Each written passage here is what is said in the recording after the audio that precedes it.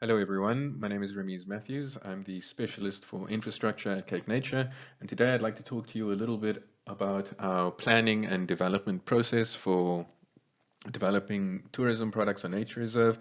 The title of my presentation is Impermanence Developing for Resilience by Embracing Change. Now, there are very many definitions of impermanence, but I think for today we're relying on a rather literal one, meaning the state of not lasting forever, on not lasting for a long time. And I think if we think about buildings in that way, then we can already see a difference compared to typical or traditional construction techniques. I think historically people look at buildings as something permanent, something that's there to last forever, or something that's going to last a very long time and serve its purpose. But at CapeNature, tourism developments are not meant as permanent fixtures within our landscape. Instead, we embrace and view infrastructure as a means to generating maximum value over the shortest period of time, knowing full well that products can be changed, won't last forever, and that our product offerings remain relevant in an ever-changing marketplace. Luckily, this ethos is also very good for the environment. Instead of permanent scars on our pristine natural landscapes, we continue to view existing footprints as opportunities to deliver our value proposition to the public. So I think thinking about a building that way, that it's sort of more transient than permanent, and maximizing the value that it provides. And in this case, I'm thinking about the value, firstly, to our guests, to allow access to come into a natural space and experience a nature reserve. And then, of course, the valuable income that we generate from tourism, products and experiences at Cape Nature that is plowed directly back into nature conservation in the Western Cape. So I think first things first, I think really first principles for us is site selection. This is really where we start examining a landscape and seeing what opportunities are available. And again, that approach can be seen as perhaps a little bit back to front. I think typical developers in urban landscapes, they look at their needs, what do they want to build, and then what do they do to the environment to achieve that building. Where at CapeNature, we're looking at it the other way around. We look at the sites that we have, usually disturbed footprints. We don't want to go into pristine natural areas. We want to use existing scars and maximize the value that we can get out of them. And I think two factors really go into that. Firstly, its viability. We need to know that the product will be used, it will be popular, and that people will be attracted by it. So things like ease of access, proximity to major centers, are there internal road networks so that we can service the product or the location? And here we're really weighing the benefits of isolation. I know sometimes people have a vision of staying in a place that's really quite remote, but those areas are difficult to maintain, difficult to build, and difficult to service. And sometimes, they can impinge on the level of quality that we want to provide. So we're looking at access not only for our guests, but also for our staff and management on reserves. Proximity to existing routes and existing experiences is really good. Reserves are often far away from urban centers, so it's really great if a traveler can add all sorts of other experiences and features on their way to and from a nature reserve. Availability of activities in or near the site is also a benefit.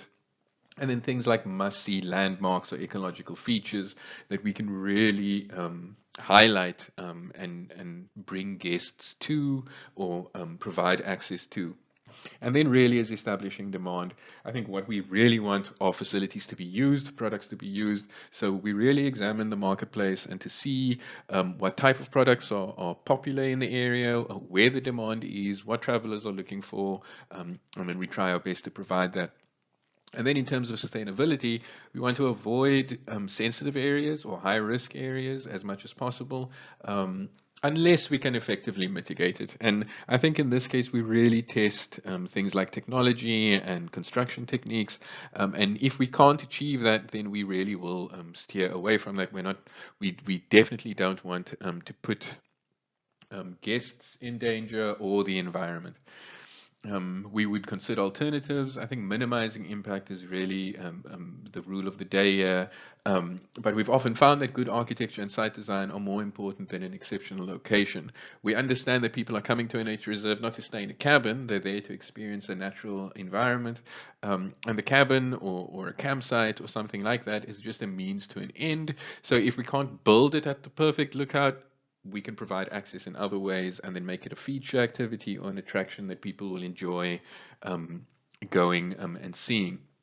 And then we consider the impacts of infrastructure. And typically, I think, long term, you want to look at a 100-year time frame and avoid ongoing incremental impacts that site or that building or that facility or product or feature can generate. I think realistically, we really don't see our products lasting that long.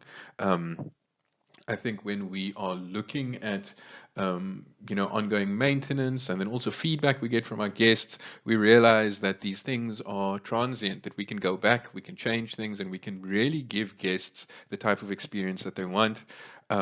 But for the purposes of analyzing and really looking at sustainability, we do think long term the impact of those buildings and what they will have, um, or the effect that they will have on the environment. And then it's all about mitigating the impacts. And I've thrown these things on the slide here just to kind of demonstrate the type of things that we are looking at when we talk about mitigations. So we've got a route for a boardwalk, for instance, and it's a simple mechanical way of stopping people from walking all over a landscape and guiding them on a path that we've deemed to be the least sensitive or the most interesting or the most exciting for guests to use. And I think something so simple can mean really a win for everybody in terms of our guests as well as the environment itself. And then things like green roofs. I've added a green roof detail here, which softens the view of a building from a distance and that it doesn't jut out of the landscape. Things like our post footings. With lightweight timber structures, we avoid excavation, we avoid big deep foundations, and we have light buildings that float on the landscape that are easy on the eye, architecturally significant, but also can be easily moved if we need to. If there's a natural process that the building is in the way of, then buildings can be easily dismantled and moved, and you're looking at very small foundation footprints that can be easily rehabilitated back to a natural state. And then things like balustrades, for instance. Again, a simple mechanical feature that stops people from getting off of a boardwalk, putting themselves at risk or even the environment. And then I've added a detail of our very popular composting loos. There's a profile there, and that just shows, we can contain an impact like that rather than using waterborne sewage solutions, where we are lighter on the environment and we have a contained impact. And then sustainability in the background. I think this is very important. When we're looking at product development, yes, the client-facing features are very important to us. We want people to have memorable experiences when they come to nature reserves. We want word of mouth to spread. We want people to have special moments when they come to a Cape Nature Reserve. But sustainability is not always client-facing. There are often things in the background that we do to make that building a little bit more palatable on that landscape. So I've added a few examples here of simple things. To the left of the slide, we have the water treatment or the sewage treatment at Cape Nature Reserve. We have waterborne sewage in that nature reserve, but we recycle that water, grey water and black water, and then we can use it for things like irrigation. So again, we're maximizing a very limited resource. The solar panels that you can see there are from Roshapan Nature Reserve and then the Cedarburg, Algeria campsite. And we are slowly looking at our reserves and bringing them offline in terms of energy and generating our own capacity on site, making them even more sustainable. So again, this might not be a feature in a cabin, but we really hope that our guests will appreciate the efforts that we make in ensuring that the lights are always on at Cape Nature. And then these are some recently completed projects, and I thought it's great. I love the show and tell bit of it. I've singled out products at Grootvadersbush Nature Reserve. And I think it's a good example because Grootvaardersbos has seen a lot of phase development over the years. We've brought online formal self-catering cabins, and they've become very, very popular in the marketplace. And we're super happy to have so many guests visit Grootvaardersbos and make use of them. But we've also looked at other types of products. We've expanded on the existing campsite.